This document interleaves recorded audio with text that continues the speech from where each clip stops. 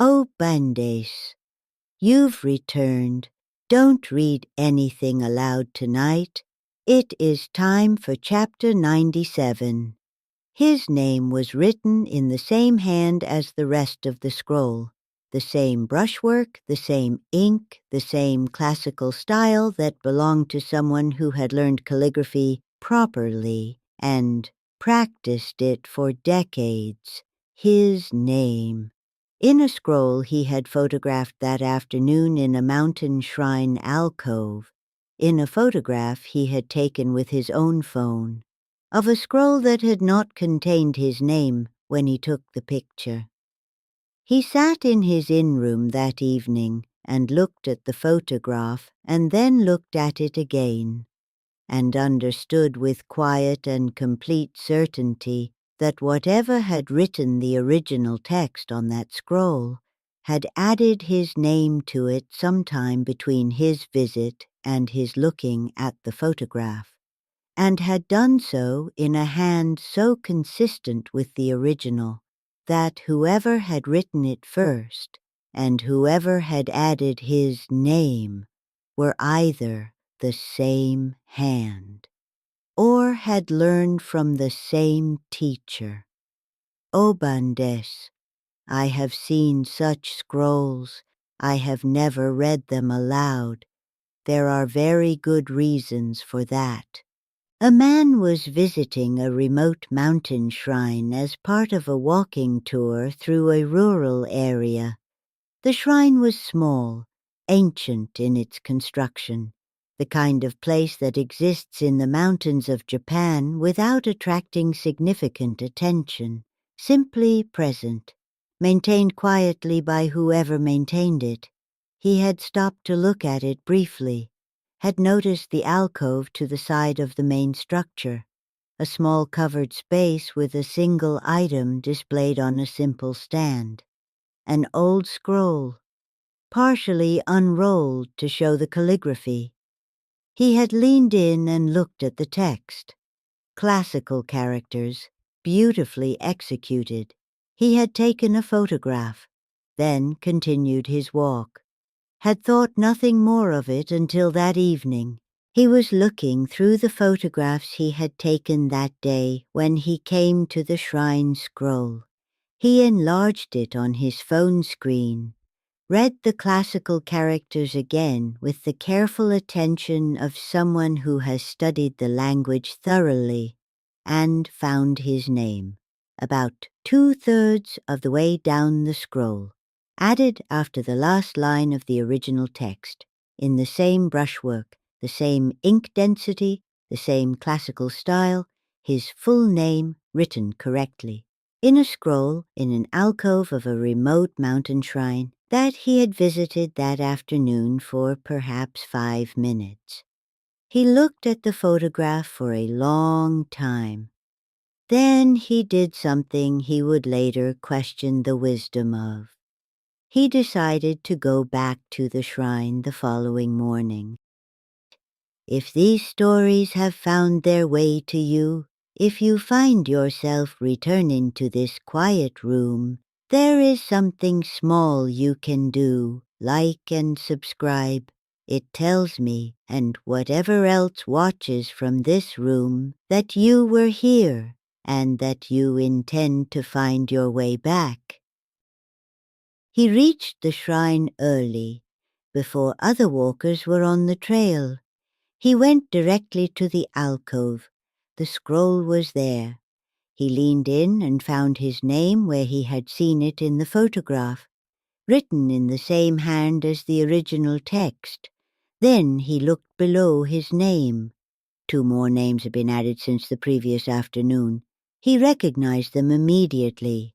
His wife's name, and the name of his younger son, written in the same brushwork, below his, as though whatever was adding names to the scroll had moved naturally from him to the people closest to him, with the quiet logic of something that understood how families worked.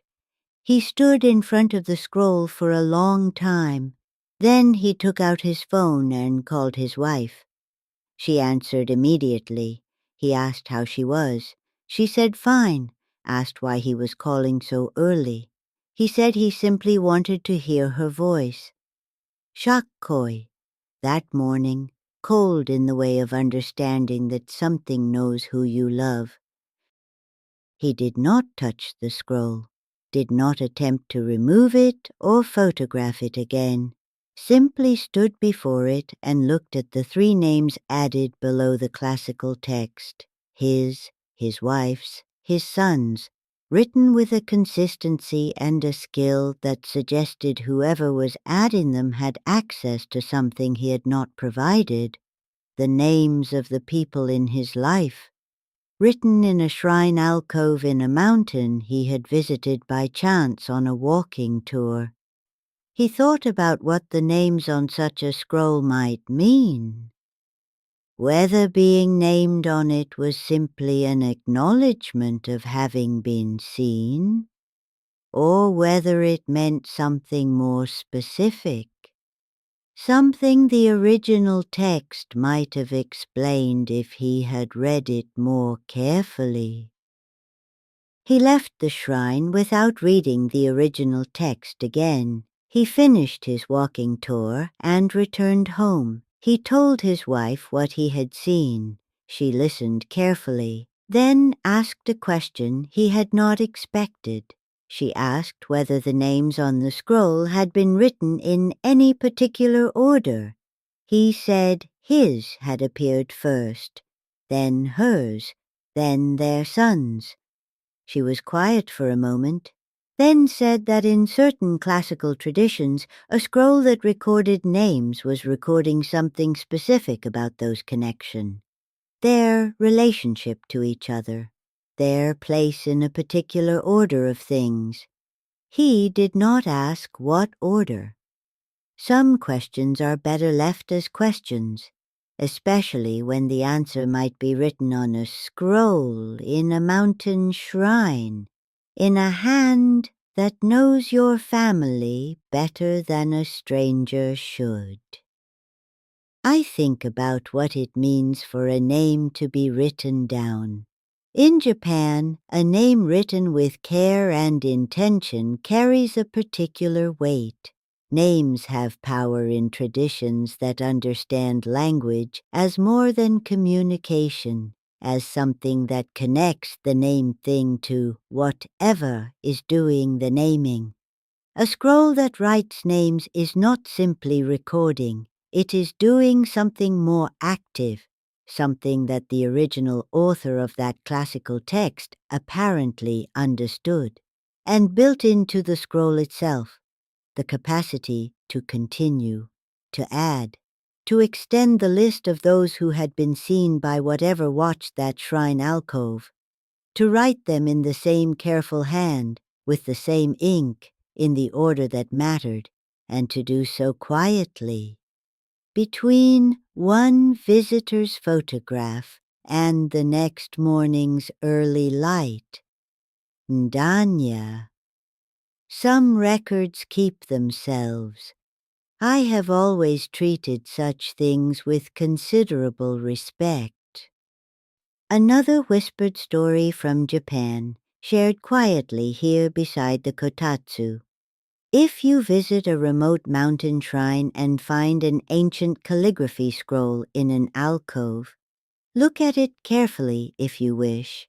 Appreciate the brushwork, admire the classical text, but do not photograph it, because whatever wrote the original text on that scroll has been adding to it for a very long time, and the act of looking, of paying genuine attention to what is written, tells it that you have arrived, that you have seen it, and that you are therefore worth recording, in the same careful hand, below whatever names came before yours, in an order that means something specific to whatever is maintaining that list.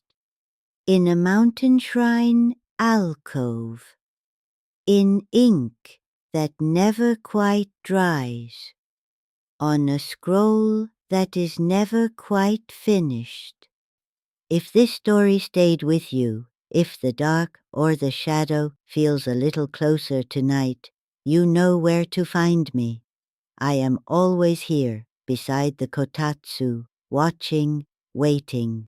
And if you wish others to find their way here too, there is something small you can do. Like and subscribe. I would not object.